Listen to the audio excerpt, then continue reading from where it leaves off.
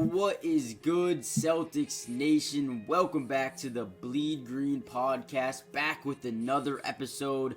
We have some interesting things to catch up on in today's episode. We had an Indiana game, which had a lot of question marks, a big comeback win led by the two Jays, and then a very bad loss. But we're going to cover that all in today's episode. Before we deep dive into all of that, comment down below who has been your favorite player on the Celtics over the last few weeks. But also hit the like button, subscribe if you're new, join the family. And also make sure you turn on your post notifications so you're notified every time we drop an episode. But Ricky, let's dive into a little bit of that Pacers game. As we all know, Jason Tatum, I believe, was resting that game, putting a lot of the stress on Jaylen Brown to see what he could do as the main player of, the lineup.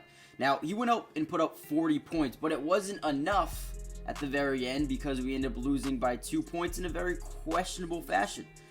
As we all know, there was maybe a missed call on Buddy Hield at the very end. Could have been 2 free throws for JB. And then there was another late foul on Kristaps Porzingis, giving them 3 free throws at the end of the game. What are your thoughts on that? Because they did come out with that last 2-minute report saying that, they were right. The Buddy Hield one was not a foul. But then they said the Kristaps one wasn't a foul. So do you have any thoughts on that game? Because it kind of, sprung a little bit of a, we're 1-2 in our last 3 games. Yeah, I mean, look, do I disagree with the refs? Yes. Okay, so let me just start with that whole thing. I really hate blaming the refs for losses. I do too. Especially when you lose by a couple of possessions and it's a game that's divided by 4 quarters of play.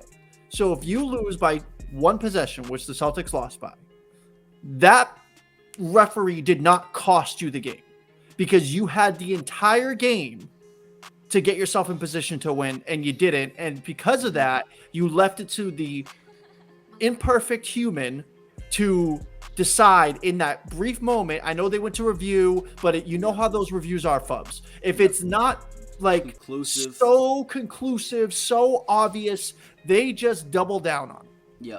You see it all the time. It's like, it's close, maybe, not really. And then it's like, if it's without a shot, if it's not like you're so far off, they never overturn them. I would love to know what the overturn ratio is in the challenge. It's got to be somewhere like call stands 90 to 92% of the time. Yeah. I feel like it never gets overturned. Very rarely. Joe Mazzulla has a good record, though. I don't know if a lot of coaches do, but Joe Mazzulla's like 19-9, so he's actually pretty good at doing those little challenges, whatever they are. But yeah, I do agree. Okay, fair. But I'm just saying, like, I don't know what that percentage looks like. I feel like whenever I'm watching a game, it just never goes that way. It just never gets overturned. So I think the fouls were ticky-tack. I think they were garbage. I think the league is soft. All these things. But I'm not going to put the L on the refs because they had the ability to win that basketball game on numerous occasions, and they could not stomp them out. So that's on the Celtics ultimately. So that's the way I feel about it. But to answer your question, yeah, I mean, JB definitely got fouled. And if you're going to call it on one side, then call on the other. Just be consistent. But as we know, refs aren't consistent. Refs don't do anything consistent. It's very tough. And so they do one, don't do for the other, and we get screwed on a call. But then guess what? In 2 weeks from now, we'll win some game because some ref screwed some other team. That's just how it works. It always comes around full circle. So I'm not tripping about it. It's one of those things where it's stupid. And I know fans get all crazy and they start calling this game fixed and the refs got money on the game. And hey, maybe they do. Who knows? Maybe they do. I'm not saying they don't, but I'm just saying, like, don't put that all on the referees when your team had a chance to put that game away and then you didn't, and then you ended up putting it in the hands of the referees. And that's always when you're like, shit, man, this whole thing went to shit because you had to put it all on the referees. It's always a recipe for disaster in every sport, not just basketball, not just with the Celtics. It's in every sport. I mean, how many times a week do we get headlines on ESPN or headlines on one station or another talking about some ref blowing some call and screwing some team? It happens every week. Every team gets screwed at some point in time. And yes, it just happened to be the Celtics getting hosed by the refs. It was the wrong call, but again, No, but I like what you said. I like what you said. At the end of the day, you have 4 quarters to win a basketball game. It comes down to the last play. It's like, dude, you can't blame the refs. I hate that so much. I hate it so much. You know what's even more that stands out to me more? They didn't have Halliburton. They didn't have their best player. They had to adjust quickly and adjust fast to a new scheme without their best player, and they did. So you gotta, for the people out there blaming the refs in that game, why don't we just give credit to Pacers? They were hitting shots. Buddy Hield and young Bennett Mathurin were out there balling, or blame the Celtics. Or blame the Celtics for not closing out the game. Yeah, whatever you want to, whatever you want to do. They had just as many chances to win that basketball game as they did to lose, and you didn't put the game away when you had the chance. So that's my whole thing. It's you're never gonna catch me blaming referees on this show. I can guarantee you, even in the most precious of postseason victories, if I'm gonna sit here and take a 1.2 point loss because some ref decided to blow the whistle on some ticky-tack foul, which is going to happen, I'm not gonna sit here on this show and tell people the refs fucked us. I'm not doing it. I'm not doing it. And then it's actually kind of funny because you mentioned briefly there that, you're going to have those calls one day, but maybe in a couple weeks they're going to give you one just like it. Well, actually, the very next game, and a lot of people don't see it this way. I do, because the Nickeil Alexander-Walker foul. They're not going to like you for this one, Fubs. The Nickeil Alexander-Walker foul, I don't think it was a foul. In the playoffs, I don't think they call it. It was bring the ball up. Yes, maybe a little bit of elbow, but bro, it was barely anything. I thought that was a crazy call in the Celtics' favor. It might have helped us win. It did help us win that game. So, listen, the refs aren't going to make every call right, but let's move on to a better game there in this one, in the Minnesota game, Ricky. So, we're down by 9. I just actually made a film breakdown coming out. It's already out, actually. By the time you guys listen to this, already out on the channel. Go break it or go watch it. We're down by 9 points with exactly 3:59 left on the clock. And unbelievable comeback. A lot of big-time shots. You and me made a post-game of this game. Jaylen Brown had the first half covered, and then Jason Tatum around the 3.5-minute mark of the third quarter absolutely went crazy and took over this game. We had some big-time plays by Derek White, some big-time plays by Drew Holiday down the stretch, but this was an amazing game. Like we said in the post game, this Celtics team last year would not have won this game. They would have rolled over, down by 9, 4 minutes left, and would have called it quits. And I know we already made the post game, but do you have any really quickly thoughts on this game? Because I loved it. I thought this is what's to be expected down the line, especially in the playoffs when you go against a tough team, a tough defensive team like the Timberwolves. That's what you want to see. Yeah, I mean, I don't really have a lot to add. I feel like we touched on a lot of the good things that they did in this game. I guess really what I would add is kind of really what I want to see more of, which is just good possessions, low turnovers, good passes. I feel like this was the most efficient Celtics basketball that I had seen in its totality, meaning in a total of a whole game. Bits and pieces. I feel like the team was, for the most part, they were dialed. I know the third quarter was shaky. What else is new? And then, but the thing was the free throws, and it was the ball control, and it was not turning over the ball, not making silly mistakes. And when they came back into that game, they didn't. I felt like at no point they ever made a stupid mistake once they closed that gap. I feel like they were just dialed in, and they were just trying to. The only thing that really pissed me off about that final 3 minutes was the last possession. I felt like Tatum really sold himself short, not trying to take it to the rack and go for and draw a foul, because the ref. Talking about the refs, but it's true. They did blow that foul on was it Derek White? The possession before? I think so. I think it was. Okay, so he went straight up, but did make contact. They blew the foul. Soft foul, whatever. My point being that's kind of the way the refs were calling the game. So Tatum, being bigger, stronger, guy drawing to the basket, don't try to trip him up and then take that mid range. Go to the basket and try to draw a foul. If you miss, you miss, and if they don't call it, they don't call it. But if they blow that whistle, you win the game in regulation. So, and they ultimately end up winning the game. So I'm not saying at the end of the day, if you're taking something from this, it was like the only thing in that last 3 minutes that really was like, what are you doing? Come on, draw to the basket. I feel like you would have put yourself in a position to win in regulation. Besides that, man, they were dialed in. I mean, and it carried over to the overtime because it definitely did. Yeah. They were completely dialed in that entire overtime. Yeah. So I do want to ask a quick question, because in my opinion, we see a lot of Jason Tatum game winners, right? His percentage of hitting those might be very low from my memory, but I am under the belief that we should be giving at least Jaylen Brown some of these game winners. I know Jason Tatum is the face of the franchise, whatever it may be, but I think it's 1A, 1B between him and Jaylen. That's just me personally. I don't know if you think otherwise, but I feel like JB should be getting some of these attempts. I see your face. I know you think it's, No. I'm trying to figure out what your question is. So your question is, do I agree with you? Do you agree that Jaylen in this game specifically, I get it, JT was insanely hot, but in other games, why doesn't Jaylen get any of these game winners? I wasn't making that face because I disagreed with you. I was making that face because I was trying to figure out if there was like a question. Yeah, I was like, what? So what's the question? It's just because a lot of people. So your question is essentially do I feel like Tatum gets too much of the last shot? Essentially, yes. Or should JB just get more? Because whenever him and JB are healthy, or JT are healthy, those two questions are the same. I guess I would say, well. Yeah, I mean, I think ultimately they have two very different skills, and maybe if it's a play where it's like, well, right there, I feel like that really wasn't a play. It's like, hey, we got because they made the free throw and then they inbound the ball and then they had no timeout, so you're not running a play at that point. So Tatum getting the ball was just the player that was open, and then of course he starts driving, taking the ball up. And when you're taking the ball up, when the game's like on the last possession, you're getting pressure. Guys are pressuring you. You're trying to get a turnover, trying to get you to whatever. So in this case, Tatum was really the only person that could take the shot, unless there was somebody like blatantly wide open that he's just like, I got to pass you the ball. So I don't necessarily know if I would categorize that as like a. I'm not talking about this game, but in the future. Yeah.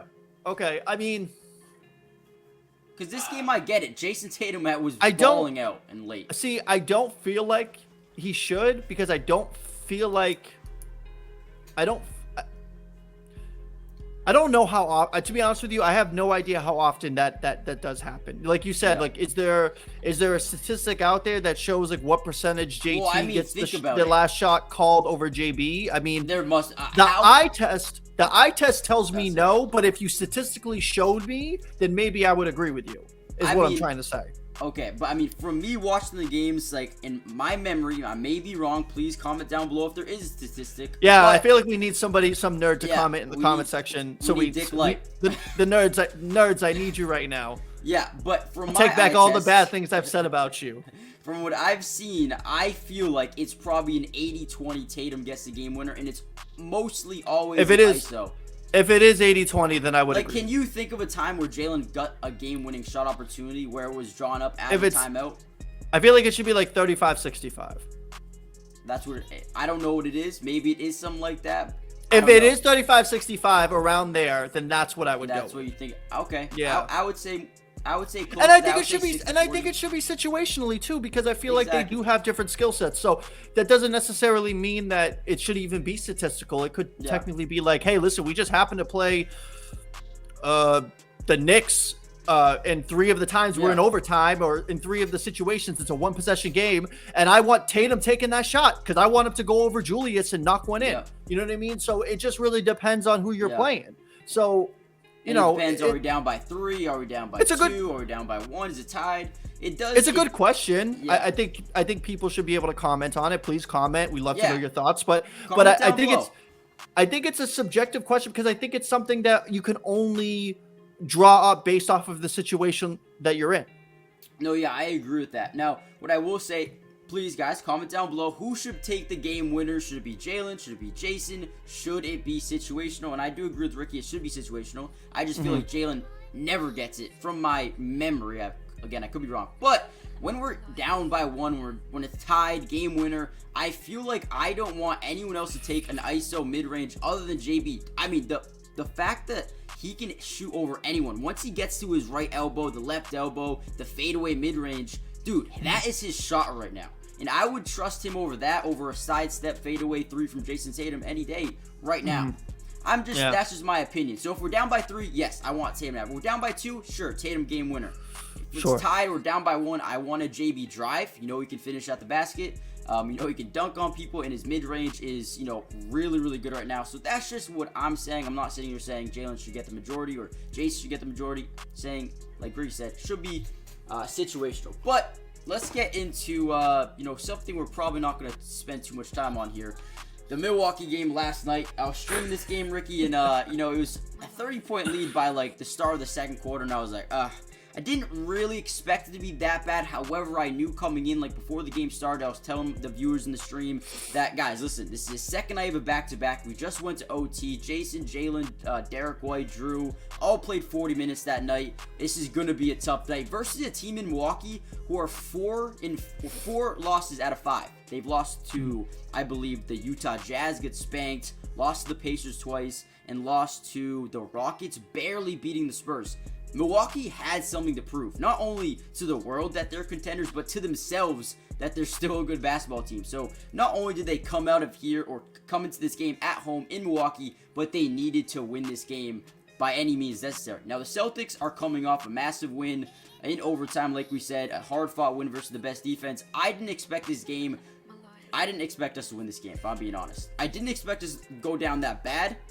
But I mean, who does? Yeah, I am happy that it happened that way because these guys got more rest. They didn't play the entire second half. I'm okay with it. I'm not sitting here like, oh, we're done. I'm not tripping, bro. They're literally right where they need to be. Cozy place and spot in first place. You're not gonna win. Milwaukee's a good team. That's a team that's gonna give you fits in the playoffs if we see them. Coming off the second game of a back-to-back, like you said, overtime, guys are gassed. And you can tell. And they pulled the starters, and obviously rightfully so, given the situation. They pulled the starters. Starters didn't even play in the second half. They just let the young boys go out there and play, or the backups go out there and play. All y'all got to see quality Luke Cornett time. Kudos to you. You got to see Pritchard put up 20, and and we went on our merry way. So there's really not much to say about this game, Fubs. It wasn't a good game. They didn't play well. They weren't dialed in, and it's more so to tell people don't panic. It's not that. And it looked worse. And it looked worse than what it was. Why? Who's panic? Why are you panicking, people? Why are you panicking? The team is the best record in the NBA. Yeah. Why are you panicking? It doesn't make any sense. Look, I am the first one to be the most negative person that you will talk to as a Celtics fan. I will pick the most minute thing to be negative about, and I will give you that. Okay? So if I'm not tripping, what do you have to be mad about? The team is giving you so much to be happy about. What do you want them to do? Go 82-0? Is that what you want? Will you be happy? You know what I mean? It's I think people were just mad because it was Milwaukee. Who cares? You just need. Has Jimmy Butler, has LeBron James, have any of these guys who've gone deep in the playoffs, has the Golden State Warriors who've won multiple championships taught you anything that the only thing that matters is to get to where the seating where you need to be, where you feel comfortable, and then go in and then you dominate. That's when the season starts. For the Celtics, clearly the thing for them that matters the most, and it's obvious right now, is they are unconscious at home.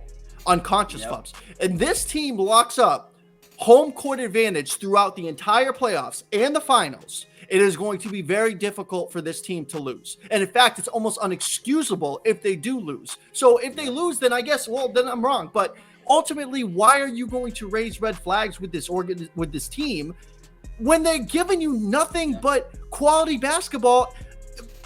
18-0 at home, best record in the NBA. What do you want? An in-season tournament trophy? Would that make you happy? Would that make you feel confident in this team? I just don't understand it. I'm the negative one. I'm usually the one you got to talk to. I'm the negative guy. The fact that I'm coming on here on a regular basis and I'm not roasting the Celtics. There's not much to roast this year. Dude, there really isn't. It's honestly kind of pissing me off, to be honest with you, because I wanna be negative, but I have to see things the way they are. Yeah. I'm fair. Listen, I think I'm very fair. So people in the comment section might not agree. People that listen to me might not agree. I really don't give a shit. To me, this team is the best Celtics team I have ever watched. Yeah, and chemistry-wise, I agree. And I was there, I watched them in 08, and I saw what they were, and they were fantastic. But I think that this is from a overall perspective, I think this is the best Celtics team I've ever watched. From a pure talent perspective. I'm not talking about individual players. I'm not saying one player on one team was better than one player on the other team, but I think you have the best player you've ever watched that's ever played for the Celtics in my lifetime. So people older, if you don't jump me about Larry Bird, I wasn't alive for Larry Bird. But if I'm talking about Paul Pierce, I'm talking about Kevin Garnett, I'm talking Tatum over all of them. He is a better player than all those guys. Yeah. So for that reason, I feel like this team, Paul Pierce, Jason Tatum, Jaylen Brown, Derek White, Kristaps Porzingis, you literally have an all-star team on your starting five. You did not have that in 08. So this is the best team, in my opinion, that I have ever seen. And so I gotta feel good, Fubs. I gotta feel good about it. I just don't have the ability. I'm not gonna make shit up just because I want to complain about it. As much as I would like to. And believe me, I'll still find things to complain about. But I'm not gonna be complaining about how I'm worried about them not being good enough. Because they are. Don't let people give you an out like you think this team doesn't have what it takes. It has everything and then some. It has all the ability. This team has no excuse. If this team doesn't win a title, it's not because they weren't good enough. It's because they weren't ready to win on that mental level. Yeah. Like they didn't have injuries. Of course. Yeah. But they didn't have that dog. They didn't have that Kobe. They didn't have that killer mentality that these guys need to win the title. But it's not because they don't have the staff. It's not because they don't have the personnel. They have all of that. They have more than enough to win the championship. Yeah, and all of that is just to say, don't panic this Milwaukee game. It doesn't matter at all. I'm not panicking. Ricky, Mr. Negative, is not panicking over here. I am Mr. Negative. I am Mr. Negative. You know what? It's funny, Ricky, because you are Mr. Negative, but you can't be negative this season so far. Poor Luke Cornett's getting it, dude. Poor Luke Cornett. Yeah, he's catching all the smoke from me because he sucks. If that team gets rid of Luke Cornett, they don't even need to add a player. They'll get better by subtraction. Oh, jeez. All right. Well, with that being said, let's get into these next couple of games here. We have a very interesting game tomorrow, Ricky. This podcast is probably going to drop Saturday morning, so you guys are probably going to listen to this maybe before or after the game. But Houston, tomorrow night, and guess who's back, Ricky? Guess who's coming back to town? Who's coming back to Boston? Any guesses? Ime. Ime Udoka. Yeah, I was like, wait, who did we trade to Houston? I was like, wait, no, we didn't. We didn't trade nobody. Yeah, so how do you think this is going to go? How do you think TD Garden is going to react to Ime? Is it going to be welcoming? Is it going to be kind of like the boo? Is it going to be, what do you think? Oh, they'll boo they'll boo him. They'll be like, fuck you. Oh, yeah. First, they'll be like, good with us, man. If they won, he would get an ovation. Yeah. If he won a championship, he'd get an ovation. I mean, he could do whatever he wants to the staff, and he's getting an ovation. It doesn't matter what the allegations are, and he's getting an ovation. But I think it did sour some people. It did. Fan base. I think it did sour them, and so winning solves everything. And when you lose the title, I think overall, I think people are gonna boo him.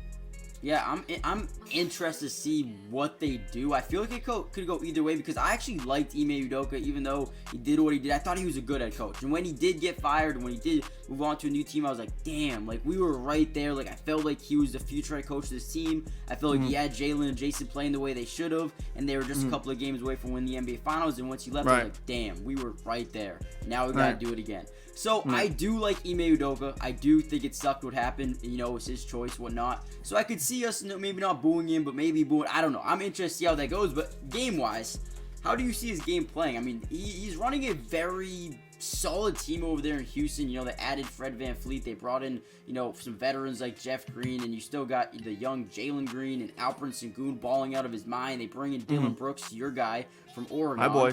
Yeah, so it's My just boy. like they got a solid team over there. It's not gonna be one of those games where they come into Boston and we blow them out the water. This could be down to the wire type of game-winning shot game. How do you feel like this is gonna go, win or loss? I'm gonna say win on my score. Yeah, we're gonna win this game. I think that when you coach, I feel like Ime's great at talking that shit, but I feel like I feel like JB and JT in particular, I feel like they had this certain type of relationship with Ime where there's going to be a lot of shit talking, but I think it's going to be the fun kind. Yeah. And I think it'll be a fun game. It'll be interesting to see the interactions on the sideline. And I think that these boys will get up for it. I think they're going to get up for it just so they can, because Ime's going to be talking that shit. He likes to talk that to some of these some of these players on the court. And so I think, oh yeah, I did see that with LeBron, but it'll be a little bit more playful. It'll be a little less disrespectful. Yeah. I don't think he'll be calling Tatum no bitch, but if he does talk, I think it'll be fun. I think it'll, these guys will get up for the game. I think they'll win it. Yeah, I actually kind of feel bad for Houston because not only is it in Boston, and we all know how Jason Tatum feels about continuing this streak in Boston, but we're also coming off a major loss where the guys got embarrassed. They're going to come out here and swing for the fences. Now they want to win by 40. So I wouldn't be surprised if Boston even tries to dominate them. Maybe could. And then we move on to Toronto in Toronto. Facing the Raptors. Last time we played them, we won 120-118. However, they have added a new face to their team in RJ Barrett and Emmanuel Quickly as well. So it's going to be our first time seeing these new guys over there in Toronto. No more OG Anunoby, but they're still a dog team. They still have those defenders. They still are lengthy. They can hit shots. They have Emmanuel Quickly, who we used to talk about when we played the Knicks. You love Emmanuel Quickly, right? I'm big Emmanuel Quickly guy. Yeah, I like Emmanuel. He gives us fits. So damn fast, so good driving to the basket, great touch around the rim, and he can shoot that thing too when he needs to. Yeah. So, and RJ Barrett looks more at home, obviously from Canada. He looks like he's been a lot better. This might even be a better Toronto team, at least for the time being, before they trade Siakam if that does happen. But I'm gonna say this game's in Toronto. See, you know what? Whenever I do these, I don't think we're going to lose a lot of games. I just feel like our team's so good. We're going to squeak them out. I'm going to say another win here. Yeah, no, we're going to win this game. See, but this is the thing, though. We're looking at this. We talk about panicking. Like, we're not panicking, Fubs, because we look at these guys, and it's just, we should win these games. Yeah. We're better than these teams. Are we going to lose games that we should win? Yeah, of course. We've talked about this. If they from a on paper perspective, if that's how we matched up, then we would go undefeated because we have the most talented team in the league. But it doesn't work like that. You're going to lose games. No matter, situations are going to happen. Guys are going to get hot. Guys are going to score. You're going to play, RJ Barrett might drop 40 that night and beat you. Yeah. Would that happen in a 7-game series? No, it wouldn't happen consistently in a 7-game series, but it might happen one night. Yeah, that's what the NBA is. That's what the NBA is. That's what the NBA is. Correct, Fubs. So, yes, I agree. It's a win. It's a win. Okay, and then we go back home and take on the San Antonio Spurs. We destroyed them 134-101 last time. Do I even got to tell you who I think's going to win? No, we both think they're going to win, as both put in a W. But I will say they almost beat the Bucks a couple of nights ago. So give them some. They're not great, but they're okay. They're still an NBA team. You never know. Like we just said, anything can happen in the NBA. I mean, the Pistons 27-game losing streak beat the Raptors. Never know what can happen. But we're both going to say it's a win. And then we got potentially the game of the year, potentially the finals preview. Celtics Denver in Boston. Maybe the streak's still alive, maybe it's not still alive, but this one could have a playoff type of atmosphere. I'm excited for this one. Jokic, Jamal Murray, Michael Porter, Aaron Gordon. They have a bunch of dogs over there. They did lose some guys in Bruce Brown and Jeff Green, which are big pieces to their team last year. But I feel like this is going to be a fun one, man. In Boston, hopefully the streak is still alive. And if it is, I could see this game being a banger of a game on ESPN as well. This one's going to be tight. I don't even know what to say. I'll go. Okay, go ahead. What do you think? They'll win by 4. Win by 4.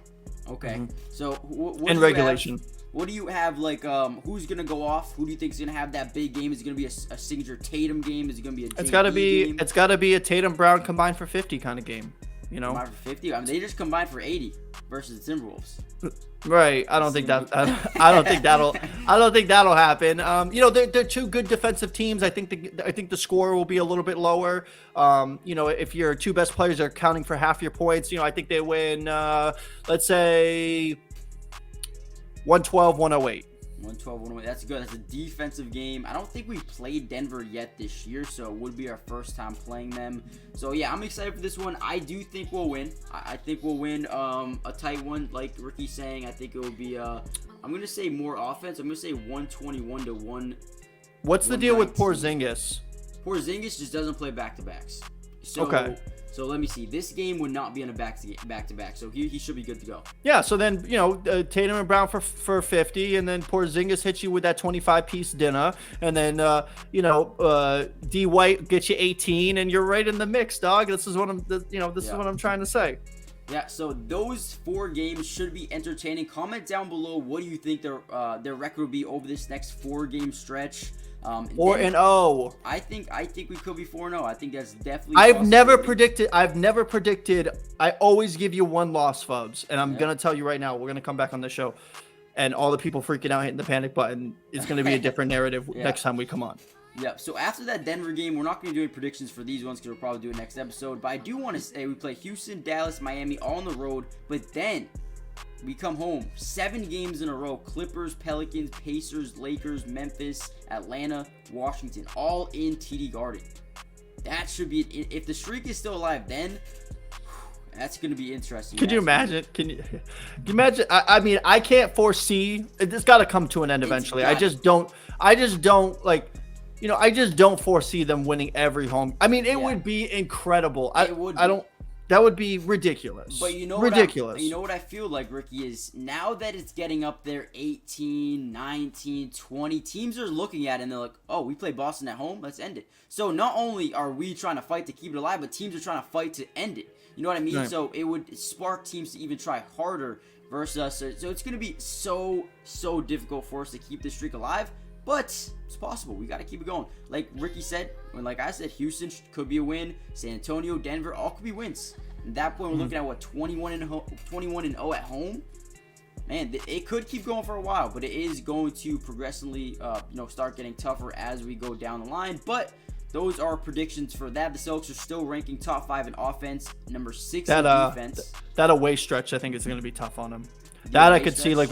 Yeah, with that 4 games after Denver. You play Denver. You just had a rough game against. It's going to be a battle for sure. Yeah. And then you come into a 4-game skid. A 4-game stretch away. One of them.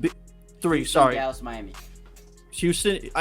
All 3 good teams. Yep. All 3 good teams. All 3 tough places to play on the road. I mean, shit.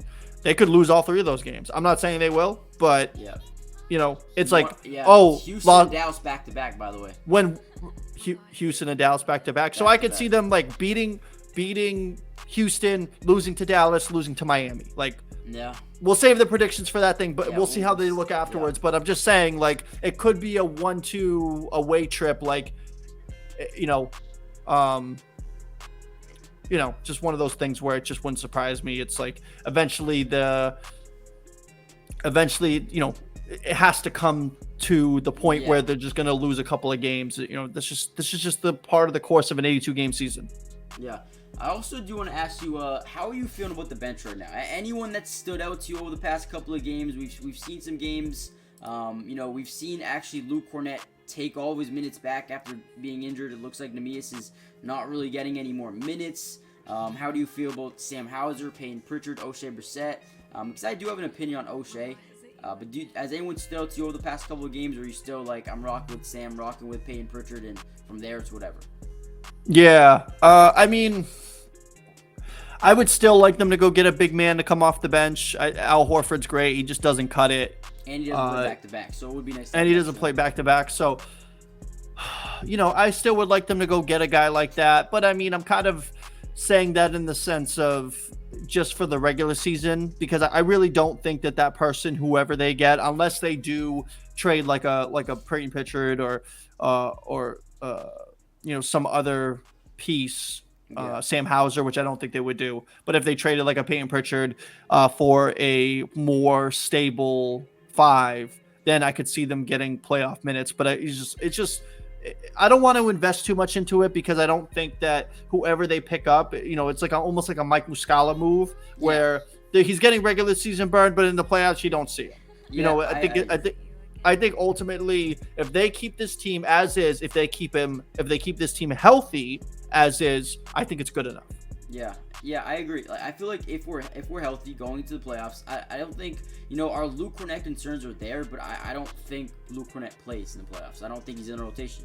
You talk about probably an 8-man rotation in the playoffs. You have it. You don't need anyone else to play. You have your 2 bigs, you have your guards, and you have your wings. I feel like this team, the way it is right now, is fine. If there's an injury, yes, we need to make a move, especially to that big man group. If our Porzingis does go down with a long-term injury, then yes, I think that needs to be something that should be addressed. But I will say, I also do love O'Shea Brissett. Now, I know he's not the best three-point shooter in the world right now, but the man gives you everything you want in a defender. He's athletic. He gets rebounds. He dives on the floor. He's one of those gritty guys who has not playoff experience, but starting experience. He's been up with the big dogs before, and I feel like he's someone coming off the bench that you could utilize maybe even in the playoffs. When you play a team like Miami, just have that gritty guy to go out there and cover Jimmy Butler for 8 minutes or 6 minutes, whatever it may be. I think I do like O'Shea Brissett, and I'm actually glad he's been getting more minutes and more playing time as we've went through the season. I think he's deserved it. But I do want to talk a little bit about the potential All-Stars, and then we're going to head out of here. Right now, Jason Tatum is 3rd on the front court list for votes, and then Jaylen Brown is 5th, but this is fan vote, so it's not really too important. I think when it comes down to it, I think Jaylen makes it over Jimmy because Jimmy Butler has barely even played this year, but I feel like Jaylen Brown does deserve it. But number 6 is Kristaps. For you in this front court, do you think it's a lock that Jason and someone else makes it, or do you think there's a possibility where it's just Jason Tatum? No, I think it's definitely a possibility JB gets in there. Yeah, and what about Porzingis? Do you think he's more on the outside looking in with his not playing back-to-backs? I do believe we're the 1 seed. I believe there was a year when Milwaukee was 1 seed. I think they had, and again, you correct me if I'm wrong if you know, but Giannis, Middleton, and I believe Jrue Holiday. I wouldn't know. I care about All-Star Weekend about as much as I care about the in-season tournament. I gotta be honest with you. So I didn't. I don't know that for a fact, but I would say this just based off of performance and just popularity, because it is a popularity contest at the end of the day. When guys are close in stats, because you get to that certain tier where he's in a tier with 5 other players, but only 3 of those players can actually make it. He is a very popular player. He's in a very big market. Boston's one of the marquee markets in the NBA, and so it would not surprise me. It'll be JB. It'll be JB, JT. Will it be Kristaps? I would say it's a 50-50 coin toss. I mean, he's right there on fan votes.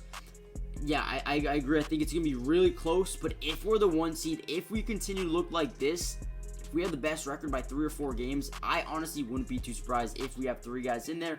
But then the guard situation, there's Jrue and there's Derek White. Derek's 7, Drew's 9. I would be shocked if either of these guys make it in. Offensively, they're just not. I don't know. They're amazing. Don't get me wrong, but I just don't think as an all-star. They're bottom tier scoring options on a team that has Kristaps Porzingis, Jason Tatum, and Jaylen Brown. So it's not that they're not good scorers, but they just score when they need to score. Yeah. You need Jrue Holiday to hit a clutch 3 in the corner to put you up 2 against the Timberwolves. That's what he's there for. You put these guys in spots and they're supposed to score. They're professionals, but they're not there. Drew's not there to score 25 a night. He's there to score 8.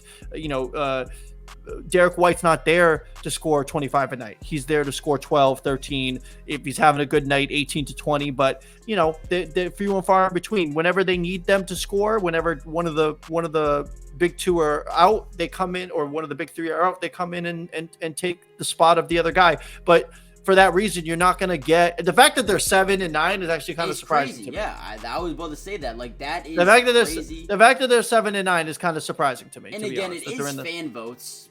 Boston's a big market team. They're going to get a lot of fan votes. So correct. It's not really too surprising that they're getting a little bit of votes, but top 10 is a little bit crazy. But like we said, I don't think they're going to be all-stars. But with that being said, I feel like it's almost a lock that Derek White is going to make an all-defensive team, and it's probably going to be all first team. If you had asked me, I also think Jaylen Brown's going to be up there as well. I think Jaylen might make second team, maybe first team. They might have 5 players. Dude, that would be insane. All defense 1, 2, or 3. It could happen. I feel like Drew's taken a little bit of a drop off this year. You can tell versus Shea, he got killed. Versus Ant, he got killed a little bit. I feel like Drew's fallen off just a little bit, but it's crazy. He's still very, very, very good defensively. But yeah, I think Derek White can be there. Jaylen Brown, I definitely see him making an all-defensive team. And then it comes to, is Kristaps playing enough games? And Jason Tatum, Jason's always a good defender. I don't know if he gets the recognition, from the media and fans like that defensively. But I would say you're definitely probably going to have 2 All-Stars, maybe 3. And you're probably definitely going to have 2 to 3 all-defensive NBA players as well. So that's going to be huge for Boston. But at the end of the day, Ricky, it doesn't really matter. We've got one thing on our mind right now, and that is it's Banner 18, man. Banner 18 is what we need to accomplish. I don't know why anyone's thinking about anything else. I mean, hey, I really don't. Something. No, I know, but I'm saying like in general, like when everybody's like, oh, what are we gonna do? Everyone's freaking out about this or that. It's like, dude, let's just get to the playoffs. Like, I just can't think about anything else. I really haven't put much stock into these games, even though we're winning a ton of games. I really haven't put a lot of stock into it because I really do. I'm taking notes from, watching LeBron and watching, the Warriors and watching the Heat and just seeing how they don't care really. It's almost like the regular season doesn't matter to these guys. They just want to stay healthy, get in there, and then they start ripping people's faces off. So it's like, can we do that? Can we just do that? Because I would be for that. If you could tell me I can just sit back and relax for 4 months and just enjoy some basketball and then start to really ramp up and enjoy myself, then I really don't even take the NBA all that serious until after Christmas. That's really when I start dialing in my watching who's out there, who's doing what, because I feel like everything before then is just kind of, I won't say it's like preseason because that's not true, but it's like a feel out moment for the league. It's like once a warm up. And this is why the in-season tournament became a thing, because I'm not the only one who thinks this way. They were trying to get meaningful games before Christmas, and that's why the in-season tournament became a thing. So I'm not the only one that feels this way. A lot of people feel this way where it's just like, I watch the NBA, I'm casual, whatever. And then you get into the regular season. I mean, you get into post-Christmas, and now we're really starting to get into who's there, who's the top seeds, who's in a lock, and I'm just sitting here and enjoying the fact that the Lakers might not make the playoffs. I am just so happy. Are you more on the boat because you mentioned like the Heat, for example, cruising into the playoffs at the 9 seed, whatever it may have been last year? Are you more on the boat like you kind of want Boston to rest more players and 4 seed? 4 seed's okay with you? Or because I want the 1 seed just because how good we are. I want them to do whatever they feel like they need to be to like, we got this. You know what I mean? Like, if Jimmy Butler feels like I just need to make the postseason and then I'm gonna start killing everybody, then that's fine.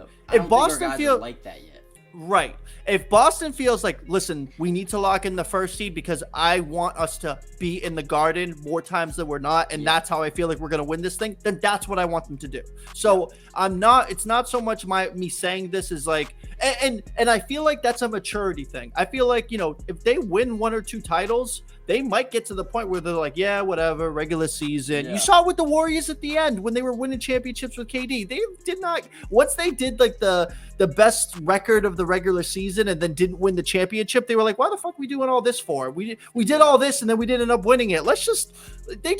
were messing around. Remember, Kerr was like letting them coach their own games. They weren't even taking the regular season. See, like Steph Curry not play the first 3 weeks of the season or something like that. He would phone it in for 3 weeks, and then nobody cared, because to them they were like, we feel like we can beat anybody when the games really matter, and there's some truth to that. There really is some truth to that, where the regular season, and that's why all these rules are in play. That's why you can't be an all-star if you don't play a certain amount of games. That's why you can't make first team all NBA if you don't play a certain amount of games. That's why you can't be a supermax player if you don't play a certain amount of games, because the NBA knows that these guys just phone it in for 82 games if they can.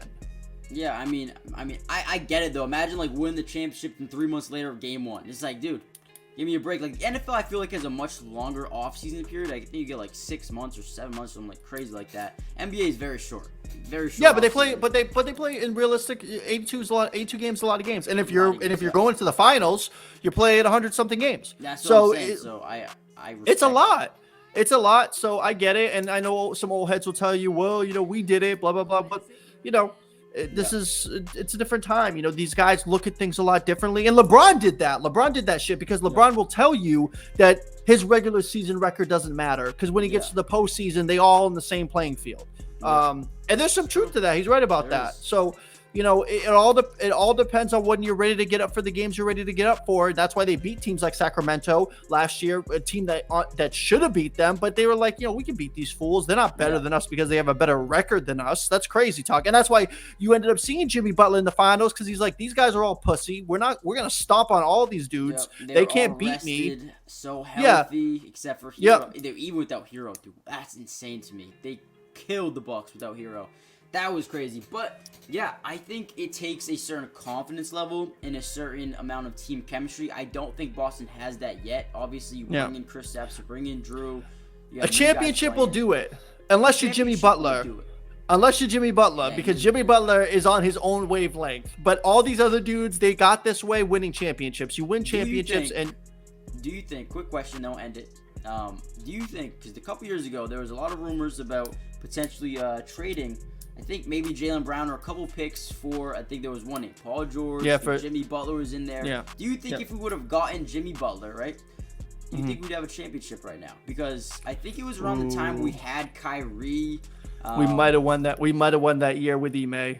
Do you think so? But be hard. I don't think we'd have Jason Tatum though, because we would have traded the picks. I think we would have traded the picks. Oh. So I think we would have traded. Was Tatum's pick in that deal? I think Tatum's pick was in the deal. I think so. Okay. And then I think we'd have Kyrie. You'd probably have Gordon, maybe still Al Horford, and then you'd probably have Jimmy. Oh fuck no! They don't win that game. They don't win with that team. You don't think so? So you think we're better off now than? Oh yeah. No, I mean if the question is like JB for Jimmy, I would say we would have won in that moment, but long term we would have definitely been screwed for sure.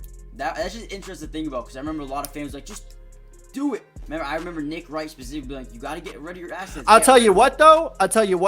If we had Kawhi, remember when that Kawhi deal, we were talking about trade Jaylen Brown for Kawhi. If we did that Kawhi deal and then we played the Warriors in that finals, we would have won that. We would have won that finals with Kawhi Leonard. Because that dude is in Toronto. He ended up winning that year in Toronto, I'm pretty sure. The year we traded for him, yes. The year we would have traded for him in Toronto. Yeah. I think you are right about that one. Never know, though. But, yeah, that's very interesting to think about sometimes. You always think about the Paul George scenario. We almost traded for him. And Davis almost traded for him.